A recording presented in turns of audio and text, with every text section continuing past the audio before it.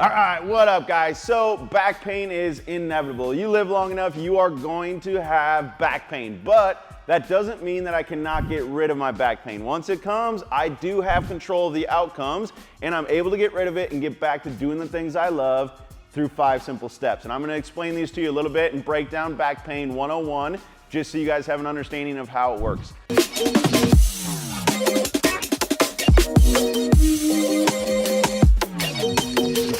Let's start with number 1, the tissue healing process. So a lot of times people think I have back pain and it never goes away, right?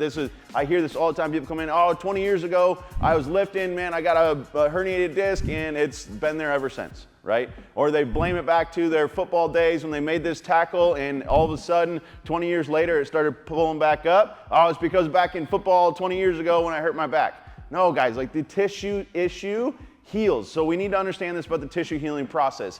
6 to 8 weeks, most tissues heal. 8 to 10 weeks, just about every tissue in my body heals. Doesn't matter if it's bone, if it's muscle, if it's ligament, they will heal back up. They might not ever get to the full strength that they were before, but I've got a lot of healing properties in my body that's pretty cool to watch as far as healing.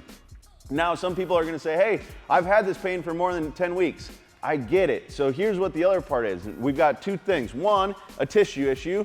2, a nervous system issue, okay? Anytime I have injury and the tissues heal back up, they kind of heal into this disorganized collagen matrix here. And what we have to do is start to stress them low grade to get us reorganized tissues. If I don't have reorganized tissues from a healing level, then my tissues are always gonna be pulling on nerves. They're gonna be putting pressure on blood vessels, so I'm not getting the accurate blood flow I need.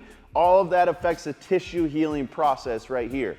Now on the back end, over here, anytime I have an injury, muscle function gets altered, but nervous system function also gets altered, okay? So I'm gonna learn ways to compensate. I'm gonna learn ways to change the way that the nervous system gives my brain feedback, saying, hey, do this or do that. So now we have to retrain the nerves as well over in this category to desensitize things, because anytime there's pain, the feedback loop from my tissue up to my brain gets rapidly increased. It's saying, hey, what's going on, what's going on, what's going on? All the nosy neighbors start coming out, trying to figure out what the tissue issue and what the nervous system issue is that's going on. So I get this massive amount of feedback to my brain. Well, I gotta calm that back down to a normal level for what I was before the pain. So that's the tissue healing process real quick. The second thing I want to go through is fear, avoidance, belief. We call it F.A.B. If I'm scared of this, right, anytime I have pain, I do not want to have pain again. So what people do is they end up limiting their lifestyle because they believe if they do another deadlift, I'm going to have back pain. And I don't want to have back pain. So I'm gonna not do the deadlifts because I don't want back pain, right? So they go back and forth with this fear model in their brain saying, oh dude, I don't think I can do that anymore, man, I'm gonna get back pain. Or hey, I don't think I can do this anymore because I'm gonna get back pain again. So they live their life in a very limited sense of movement and activity because the fear of pain alone changes the way that people act and behave on a daily basis. So we have to address the fear behind it, and the only way to do that is to start progressively rebuilding confidence, right? I cannot just go out and be like, oh yeah, dude, I just got rid of my back pain last week, but I'm just gonna load up 400 pounds here on my deadlift, right? Like I cannot do that because my body progressively isn't ready for that load. So yes, if you do that model, you're gonna continue to have back pain, no doubt about it. But if you progressively load this thing, progressively start to regain and rebuild the tissues, you're good, man. Like you can get back to doing anything you want to, and you don't have to be fearful of it after that tissue healing process. So number 1, we talked about tissue healing. Number 2, we got fear, avoidance, belief. Number 3, one thing I want to talk about real quick is pain pressure threshold. So if you grab the back of your tricep and you just slowly start squeezing, it's not painful, it's not painful, it's not painful, it's not painful. All of a sudden you reach this tipping point where it's like, dude, stop! Like it's painful all of a sudden, right? So we've got a resting level of pain detection down here, and we've got a pain pressure threshold up here. The distance between these two is how much tolerance I have before something becomes painful. So a lot of times walking through the day, people are like, oh yeah, dude, my back feels fine. And all of a sudden they go to do something and it's like, oh no, that hurts, right? So that threshold isn't very big. And some people, they can still pick up 200 pounds and say, oh dude, yeah, my back aches a little bit.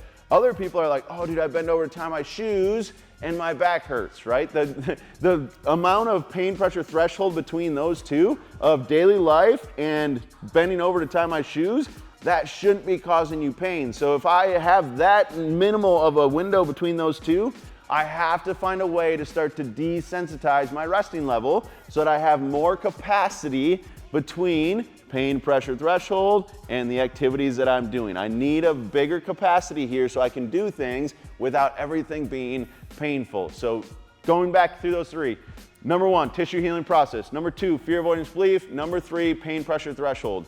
The last thing that we have to understand is the nervous system and how it provides us feedback. So the nervous system itself gives us a feedback loop. Think about the CEO of the body, right, which is the brain, and it controls everything. It sits up in the top office of the building. Now I get this feedback weekly, daily, whatever it may be, from all the rest of my employees down the chain. Hey, I want to talk to marketing. Hey, I got sales meetings. Hey, I got my production meetings, right? All of those give me feedback up to here. If one of these departments screws up, I'm going to request more feedback at a rapid pace. So instead of taking it weekly through our weekly tactical, now I'm like, hey, give me a daily update. Hey, you know what? You still aren't meeting my thresholds for the daily updates. I want it minute by minute, okay? I need updates so fast. And that's what happens when the nervous system starts to detect an issue in the body. It says, hey, instead of having our weekly meeting, I'm going to go to a daily meeting and get a little bit more feedback about what's going on here. Hey, you know what? That's still not enough. I need more. I need more feedback. So it just starts taking it by the minute, by the second. And there's areas of your brain, the CEO, that now instead of thinking about the bigger vision and where we're going and how to structure and organize, it's taking in all the brain space that it has and it dials in on just those little things. Oh my God, you moved. Oh my God, you did this. Oh my God. And it just gets so overwhelmed. Those brain areas, there's 9 different regions in the brain that start to shift. And instead of focusing on all the things that we need to grow and do outrageous things, it starts to focus on, hey, what's every little employee doing? Hey, why am I not getting this? And it starts to take over the world, right? So what happens with back pain? Now, instead of being able to focus on work, you're focused on your back pain. Right? Instead of being able to focus on your kids, it's all about your back pain. Instead of going to the park and playing with them, it's because of your back pain that you guys are staying home. Instead of being able to focus on your relationship with your spouse, oh no, I got back pain. Now I'm irritable, now I'm mad, right? It starts to take over areas of the brain that are crucial to your daily life and not just the back pain world. All right, so all that to explain, how do we go about getting rid of back pain, okay? So there's a very scientific approach to this. If you guys want the free guide, it's a good way to get started. The first thing we have to understand is that your brain and your body is different than everybody else. So no matter how much I want to say, hey, your back pain is back pain, it's not. There's a lot of emotional factors, there's a lot of environmental factors, there's a lot of movement factors, a lot of your belief system goes into your back pain specifically that cannot be replicated. So this guide is designed to get you guys going and get off the ground. But in general, here's a couple things we need to understand. How do I start to find what we call an asterisk sign, which is, hey, every time I do this, I recreate my pain. If I can find that asterisk sign, now my goal is to do some exercise, okay? So I find my asterisk sign, just for an example, every time I bend forward, it's painful, but I can only get to here to start. So kind of take note of how far you can get. That's considered your asterisk sign.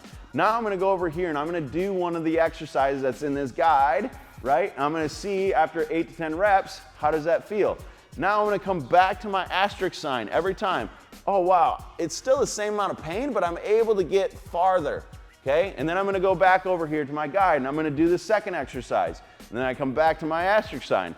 And now when I get to the same distance, it's not as painful. That's awesome, but I can actually go farther and it's not as painful, right? So 2 things that you have to understand with asterisk signs. 1, did I increase function at all? Or 2, did pain decrease, but I had the same amount of function, right? So if I only got to here still, but the pain is less, we're winning, we're on the right path, right? So now if I see an exercise or I do an exercise and it improves my asterisk sign, I do another exercise, it improves my asterisk sign.